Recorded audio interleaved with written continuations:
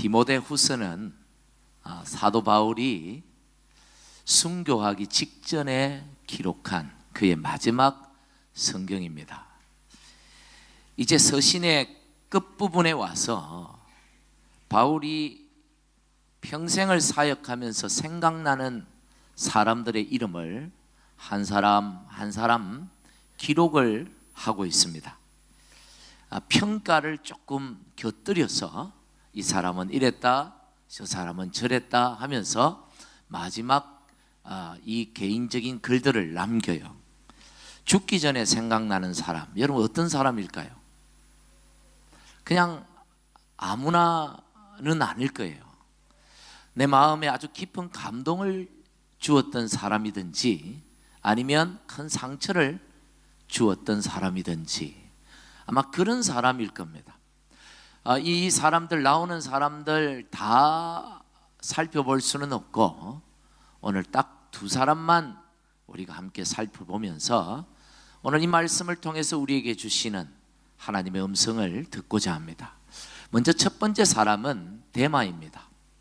오늘 10절에 보니까 그는 이 세상을 사랑해서 바울을 버리고 데살로니가로 갔다. 이렇게 오늘 바울은 그렇게 이 데마에 대해서 기록을 하고 있습니다. 원래 데마는 바울의 아주 좋은 동역자 중에 한 사람이었습니다. 바울이 두 번째로 선교 여행을 할 때 아시아로 가려고 했는데 성령께서 마게도냐로, 지금 유럽이죠. 터키, 지금의 지도를 보면 터키가 이렇게 있고 터키를 딱 건너가면 유럽이 되는 바로 그 지역, 그리스 북부 지역을 그 당시 마게도냐라, 지금도 그게 나라 이름이 마게도냐라는 이름, 나라 이름이 있죠. 지금 그리스가 마게도냐라는 이름을 쓰지 마라 이렇게 소송이 붙어가지고 두 나라가 만나서 합의를 봐서 이제 마게도냐라는 이름을 안 쓰기로, 다른 이름으로 이제 바꾸기로 했다, 이렇게 얼마 전에 기사에 실렸더라고요. 그 지역이 마게도냐 지역인데 거기에 첫 번째 성이 빌립보 성입니다. 사도 바울이 빌립보에 가서 복음을 전하고 거기서 교회를 세우고 난 다음으로 이동한 곳이 데살로니가입니다. 바로 여기 데살로니가에서 복음을 전했는데 이곳 출신인 데마가 바울이 전한 복음을 듣고 바로 그 자리에서 그가 결신을 하고 예수님을 영접하고 나도 주의 복음을 위해서 살겠습니다 하고는 바울 선교팀의 지원을 하게 되었던 거예요. 요즘 또 복음을 듣고 이렇게 선교사로 바로 헌신하는 사람이 가끔 있습니다만은 참 쉽지 않은 결단입니다. 그만큼 이 데마라는 사람은 굉장히 열정적인 성향을 가진 그런 사람임에 틀림이 없어요. 복음을 듣고 바로 선교에 헌신해버린 사람. 그때부터 그는 바울과 함께 베레아로, 그리고 아테네로, 고린도로, 에베소로, 안디옥으로, 다시 루스드라, 드로아, 빌립보, 예루살렘, 그리고 로마로 가는 바울의 2차, 3차 선교 여행 전체에 동행하면서 바울을 도와 복음의 일꾼으로, 동력자로 사역했던 인물입니다. 골로새서 4장 14절과 빌레몬서 1장 24절에 보면 바울은 이 데마를 자신의 동력자다 이렇게 소개를 하고 있어요. 골로새서와 빌레몬서는 언제 기록된 성경이냐 하면 바울이 첫 번째 로마 감옥에 투옥될 당시 63년, 64년 그때쯤이에요. 그때에 기록된 성경이 골로새서와 빌레몬서입니다. 무슨 말이냐 하면 바울이 복음을 전하다가 핍박을 받고 감옥에 투옥될 때에도 누가 함께했다? 데마가 함께하고 있었다. 그 고통스러운 그 현장에 데마는 복음과 함께 바울과 함께 주님의 사역자로 동력자로 그 현장에서 있었다라는 거예요. 그런데 오늘 본문에 보니까 10절이죠. 바울을 버렸다. 데살로니가 고향으로 가버렸다. 이 말은 더 이상 주님을 위한 사역자가 아니다. 이제는 복음의 배신자가 되었다. 이 얘기는 주를 위하여 더 이상 고난받기를 포기해버렸다. 이제는 더 이상 참지 않고 가버렸다. 예수 믿는 그 삶을 포기해버렸다 까지 해석할 수 있는 부분입니다. 이때가 언제냐? 바울이 1차 석방을 받고 그리고 후기 전도 사역을 하다가 로마에서 네로 황제의 이제 핍박에 의해서 또다시 체포되고 감옥에 투옥될 때, 이제는 바울도 이제 끝이구나, 내가 여기에서 순교하겠구나 직감한 그때입니다. 바울과 같이 있다가는 나도 죽겠구나, 뭔가 데마가 그런 생각을 했던 것 같아요. 첫 번째 감옥에 들어갈 때는 틀림없이 죄가 없으니까 석방되겠지, 좀 로마의 핍박이 좀 덜 할 때였고, 이제는 로마가 기독교인이라면 다 잡아 죽이던 시대였기 때문에 바울 곁에 있다가는 나도 죽겠다 해서 죽음이 두려워 도망을 쳐버린 그런 상태가 되었다라는 것이죠. 지금까지는 잘 참아왔는데, 지금까지는 잘 견뎌왔는데, 더 이상 복음 때문에 목숨 걸 그런 상황이 오니까 더 이상 참지 못하고 이제 모르겠다, 이제는 더 이상 주를 위해서 살 수 없다 하고는 고향으로 가버리고 복음을 포기하고 말았다라는 겁니다. 오늘 10절에 보니까 데마가 바울을 버린 이유에 대해서 이렇게 설명합니다. 데마는 뭐요? 이 세상을 사랑해서 바울을 버렸다. 데마는 이 세상을 사랑해서 떠났다. 여러분, 이게 무슨 뜻일까요? 데마가 세상의 어떤 성공 때문에 바울을 버렸다. 저는 그렇게 이해하지 않습니다. 데마가 세상 사는 재미, 늦재미가 들어가지고 세상 맛을 봐버려가지고, 이제는 예수 믿는 것보다는 좀 저렇게 다른 사람들처럼 좀 저렇게 평안하게 재밌게 나도 살고 싶어서 그래서 떠나버렸다. 저는 그렇게 이해하지 않습니다. 여러분, 오늘 이 말씀은요, 이 세상을 사랑하여 라고 표현했는데, 이 말씀은 바로 앞에 나오는 7절과 8절에 나오는 그 말씀과 연관이 있는 말씀이에요.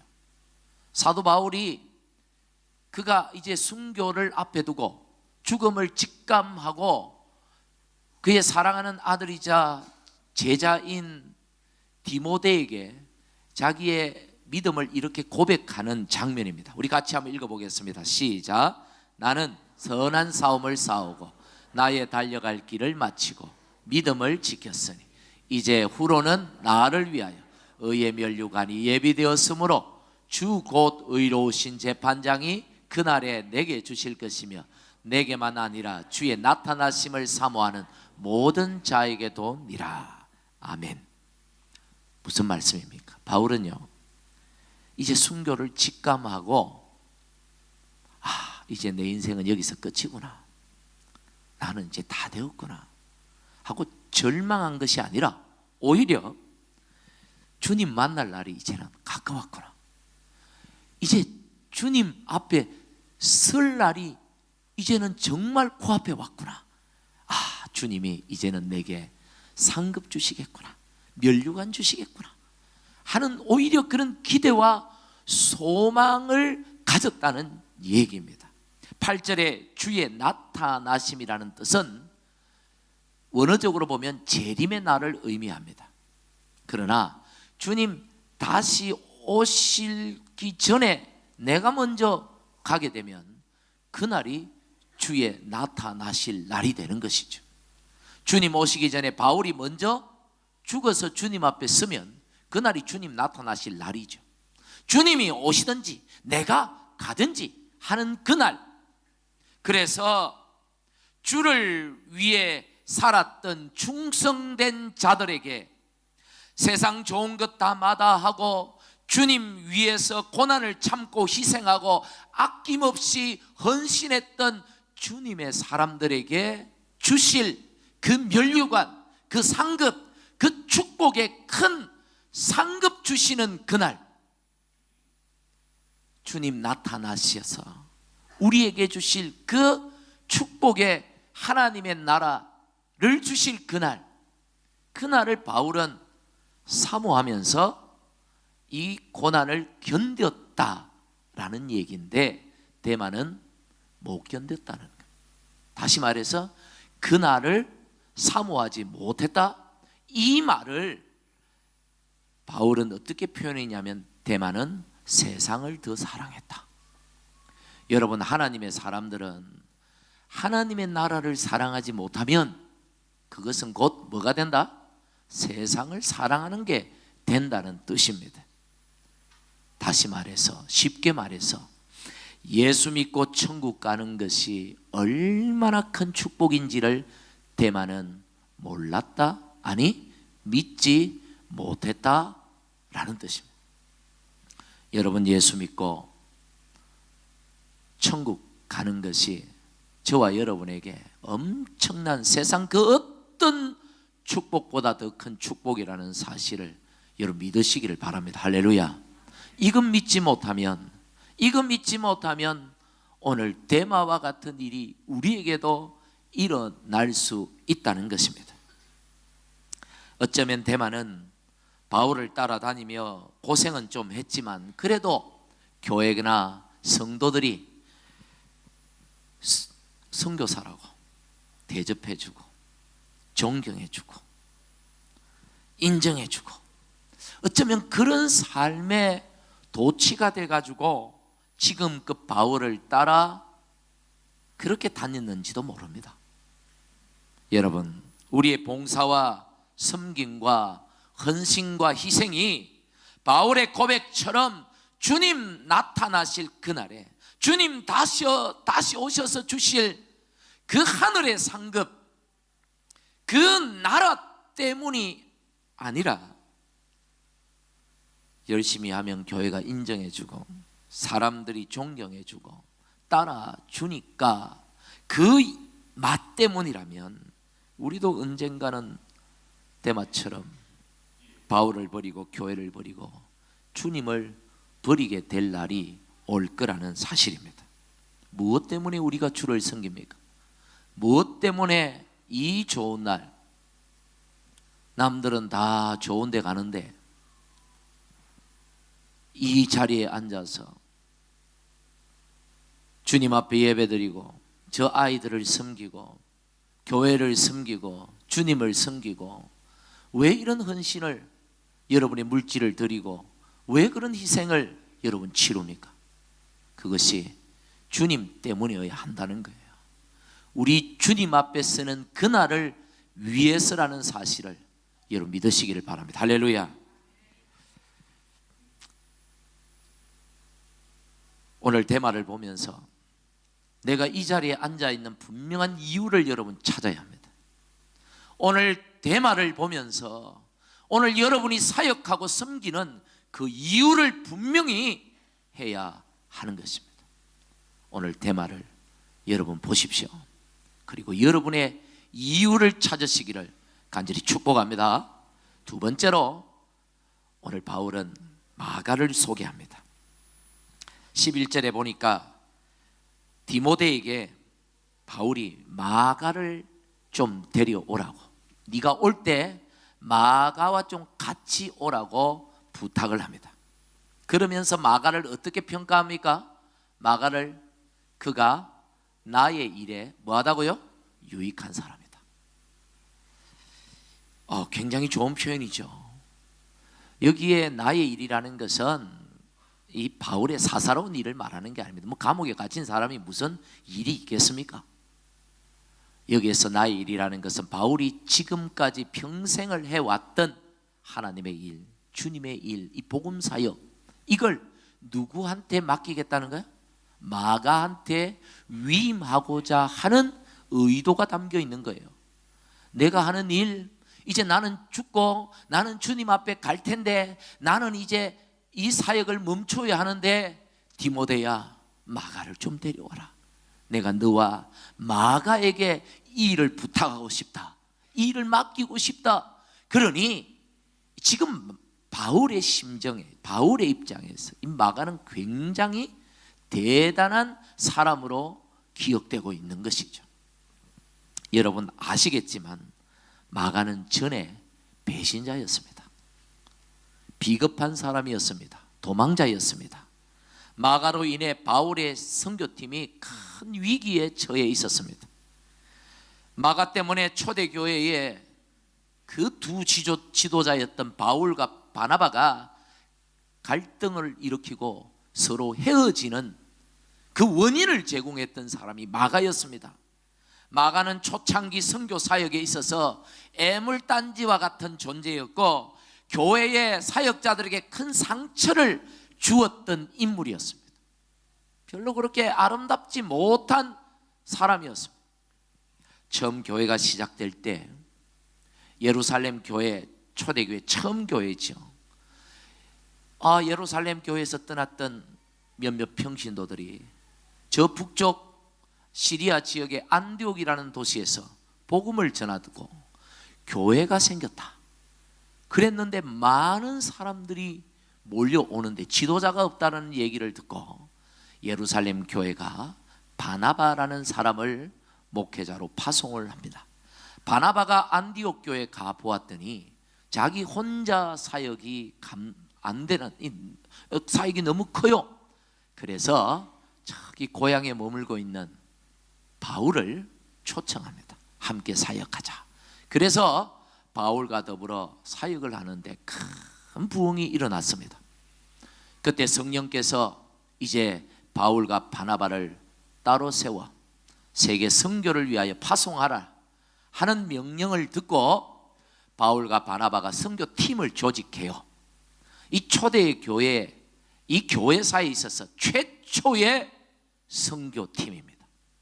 이 큰 프로젝트에 마가가 동참을 했습니다. 여러 가지 정황을 살펴볼 때에 이때 마가의 나이는 굉장히 젊은 나이예요. 굉장히 젊은 나이인데 마가가 정말 자원함으로 갔을까? 자원했겠죠. 하지만 좀 성경을 보면 마가는 약간 좀 등 떠밀려 간 느낌이 있어요. 자기 외삼촌이 누구냐면 바로 바나바였고 자기 어머니가 누구냐면 예수께서 복음 사역을 하실 때 그 예수님을 십자가 아래까지 끝까지 쫓아갔던 그 여인들 중에 한 사람이 예수님의 어머니입니다. 여러분 이 집안은요 초대교회 그야말로 신앙의 명문가였어요. 예수께서 그 제자들과 마지막 식사, 그 유월절 식사를 하시면서 만찬, 성만찬, 우리가 성례식을 행할 때 그 기원이 되는 그 만찬을 행했던 그 장소, 그 예수님의 마지막 식사를 준비했던 그 집이 바로 마가 요한의 집이었어요. 그리고 예수님이 성천하시고 성령이 사도행전 2장에 보면 오순절날 성령이 임해서 그 120명의 성도들이 한 집에 다락방에 모여가지고 기도하고 있었잖아요. 그 집이 초대교회 성령의 역사가 일어났던 그 집이 바로 마가 요한의 다락방, 마가의 다락방이었어요. 물론 자기 엄마 집이지만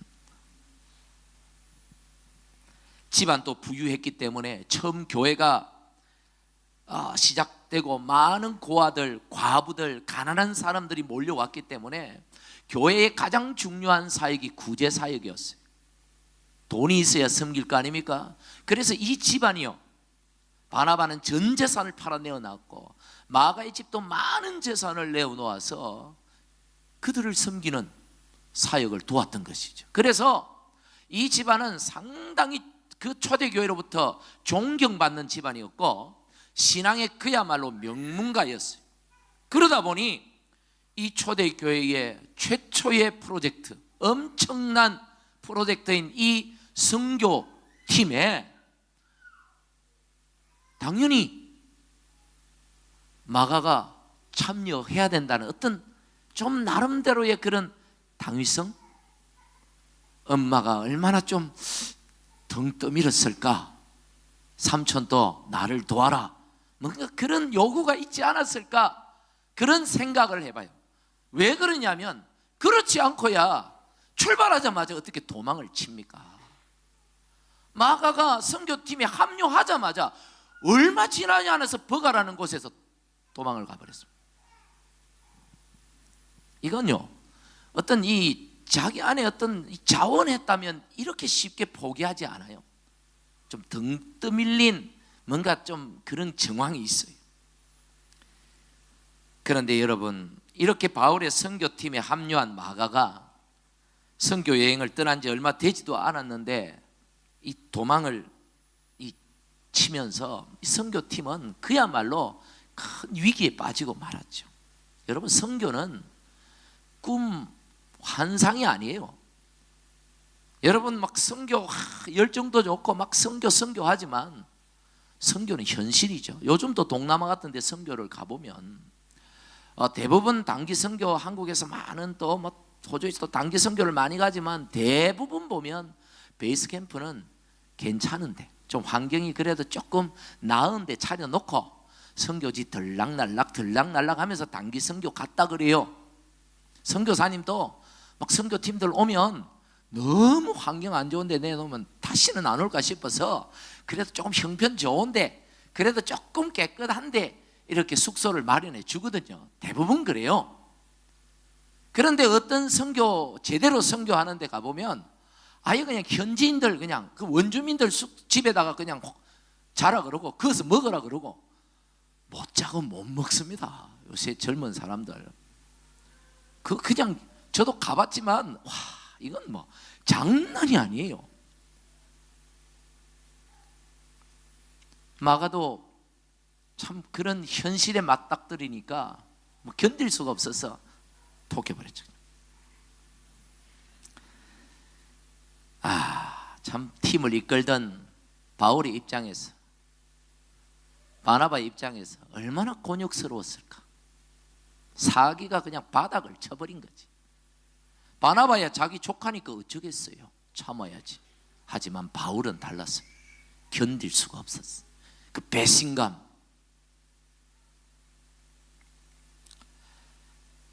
그래서 결국 바나바는 마가를 배신자로 낙인 찍었죠. 다시는 보기도 싫었어요. 그래서 바나바가 그래도 자기 조카인지라 그래도 어쨌든 회복시켜가지고 다시 좀 이렇게 선교에 동참을 시켜보려고 했을 때 바울이 단호하게 거절해버렸죠. 그게 갈등이 생겨가지고 결국 바나바와 바울이 갈라서게 됐죠. 이게 초대교회의 최초의 분열의 아픔입니다. 이게 마가가 그 원인을 제공한 거예요.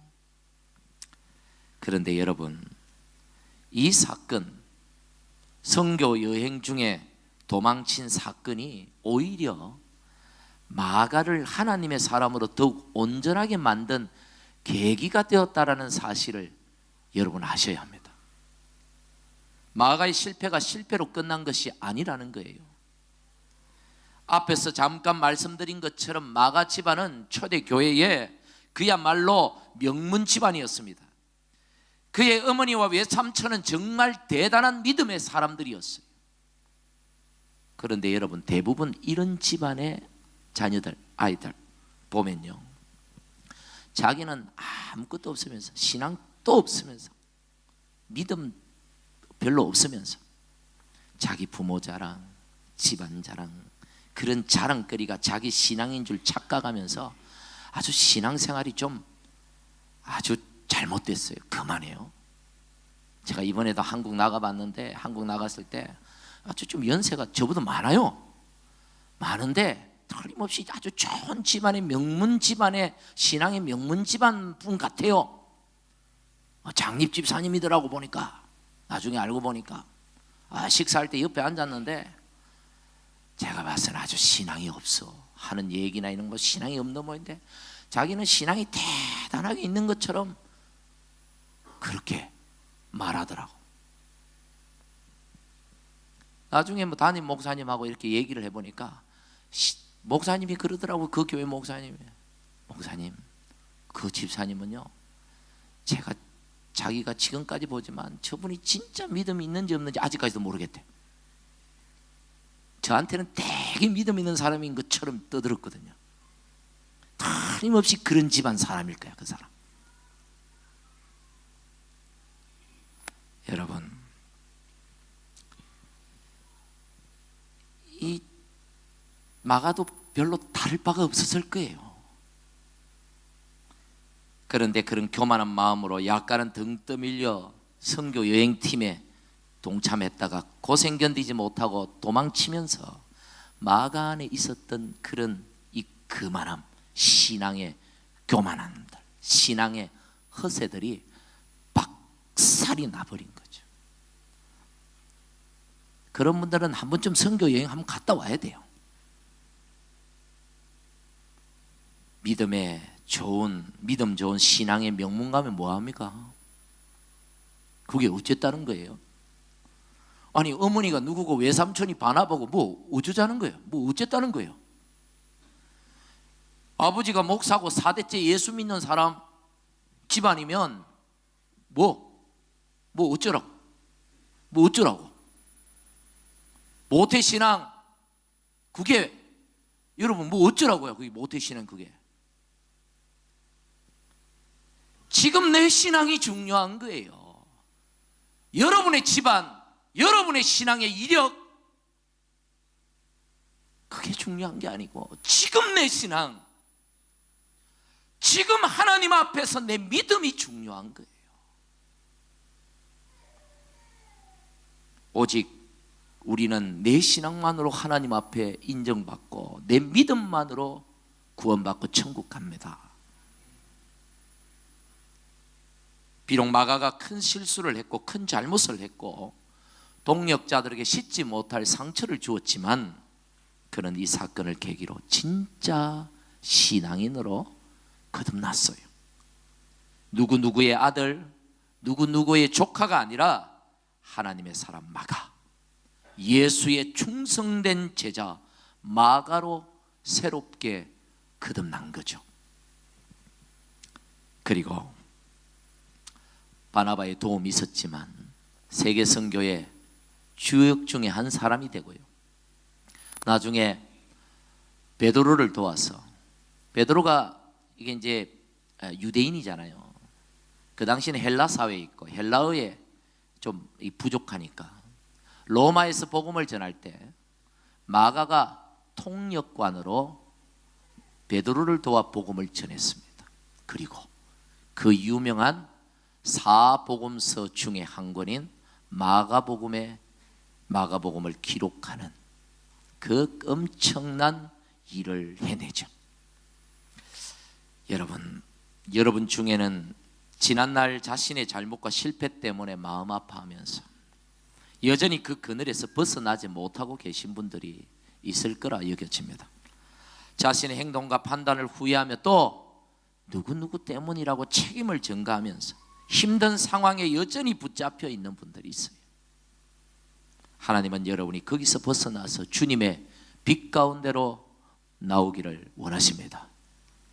실패한 마가를 가장 좋은 사역자로 세우신 성령 하나님께서 오늘 저와 여러분의 실패조차도 하나님의 나라를 위한 성공의 밑거름으로 얼마든지 사용하신 그 성령님을 여러분 의지하시기를 간절히 축복합니다. 실패 때문에 부끄러워하며 거기에 머물러만 있지 말고 실패를 성숙의 기회로 삼고 하나님의 동력자로 여러분 끝까지 살아가는 우리가 되기를 간절히 소망합니다. 때로는 어떤 분들 보면 실패의 자리에서 자기를 자꾸 변명하려고 해요. 실패는 실패죠. 변명한다고 그 실패가 사라지는 것도 아니고 덮어지는 것도 아니에요. 자꾸 뭔가 변명을 하고 책임을 전가하고 자꾸 불평을 하고 그러면요 절대로 못 빠져나옵니다. 실패를 했으면 솔직히 인정하고 다시 회복하기 위해서 성령의 은혜를 구해야 돼요. 입을 다물어야 돼요. 그래야 우리가 빠져나올 수가 있는 것입니다. 오늘 바울이 생을 마감하는 순간에 마가를 나의 일에 유익한 자라 그렇게 평가한 것은 마가가 그의 실패의 자리에만 머물러 있지 않고 거기서 떨쳐 일어나서 다시 용기를 내고 믿음을 가지고 남들의 시선을 부끄러워하거나 피하지 않고 참고 견디고 인내하고 마침내 하나님의 좋은 동력자로 일어났기 때문에 이런 평가를 들을 수 있었던 것이죠.